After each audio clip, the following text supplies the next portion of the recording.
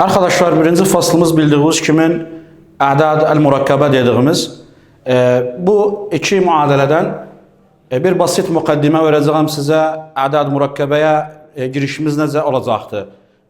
Hacet nerede a'dad murakkabeye? Bu iki muadelenin görseniz arkadaşlar bizde x terbi za 25 yusavi 0, x terbi naqız 25 yusavi 0. İkinci muadeleden başlasak, bu muadelenin halletmek için İlk düşündüğümüz şey nedir? Bu 25'i bu tarafa atağın. Gördüğünüz, bildiğiniz kimin 25'in işareti salipte atsak bir yana ne olur? Mucab olur.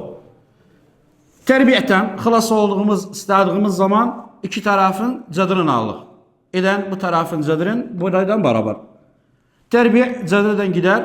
25'in cedri mucab salip 5'tir. O zaman mecmuat hallimiz bu muadelenin mucab 5 ve salib 5. Arkadaşlar bu muadelenin hallinde hiçbir müşkülemiz yoktu. Gördüğünüz gibi mucab 5 salib 5 bizde adat hakikiyede mevcuttular. 5 ilmiye kimin bu muadeleleri çok ihtiyari, çok normal bir şekilde hallederdik. Gələk bizim bu muadeleye baksak x terbi za 25 yusavi 0. Farkları nedir bu iki muadelenin? Bu muadelenin gördüğünüz gibi burada nakıstı, burada zaatı. Yani biz bu muadelenin istesek hal edeğin özünü.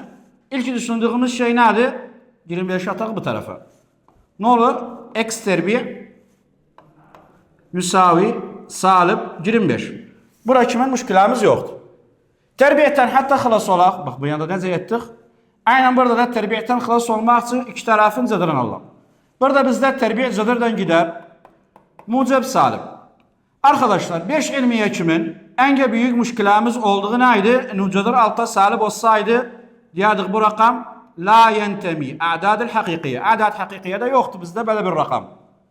Rakam cadır terbiye altında salib var ise bu bizde gayr muarraftır riyaziyatta. Gayr muarraf dediğimiz nedir? La yentemi lil a'dad-ı hakikiye. Arkadaşlar bu şekil muadeleler bizde 5 ilmiye kimin gördüysek ne diyardık? Yardık leyse laha hal fi ar. Bu muadelelerin halli yoktu bizde. Bes halli yoktu harda? A'dad hakikiyede. Altı ilmide kalktık niyettik. Ulema niyeti cadır terbi'i salib vahid. Salib vahidin cadır terbiyesine bir ramız verdik. Ne verdik ramız özüne? Ay. Niş ustad bu verdik bu ramızı? Hatta gelek bu şekil muadeleleri hal edelim. O zaman ne olur? Bu ramız bize ne yardım eder?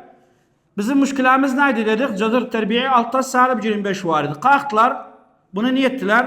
Yazdık özün. Ne şekil yazdık özün? Cadır salib 1 fi cadır 25. Kalktık bunu iki parça ettik. Cadır salib 1 fi 25. Bildiğiniz kimin? Salib 1'i 25'e vursak salib 25 edir. Nişi böyle ettik ustad? 25'in cadırı bildiğiniz kimin? 5'tir. Bunda müşkülemiz yoktu. Bu 5 ilmiye kimin? Riyaziyatta bizde müşkülaydı. Şu adat hakikiyede dedik yoktu cadır salib vahid. Kalktık ne ettik? Bu cadır salib vahide bir kez açıkladığım kimin? Bir kez evvel. Buna ne ramız verdik? Ay. Ve bunu çekse buradan buraya koyasan ay. O zaman bu muadeleni edebildik halledağın. Mecmuat halli ne oldu? 5 ay salib 5 ay.